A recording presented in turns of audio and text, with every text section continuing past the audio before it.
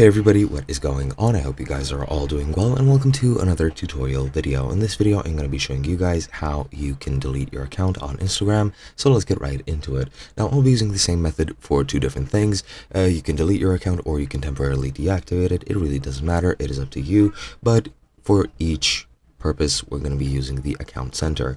To locate the account center, you just go into your bottom right, click on your profile photo, then go into the three bars at the top right, and then click on the account center. This will take you to your account center page, like so. And as you can see, you have this page right here, and you can click on personal details. Here you'll see your personal details, and you can click on account ownership and control. Click on that, click deactivation or deletion, then you select your account and select what you want to do with it.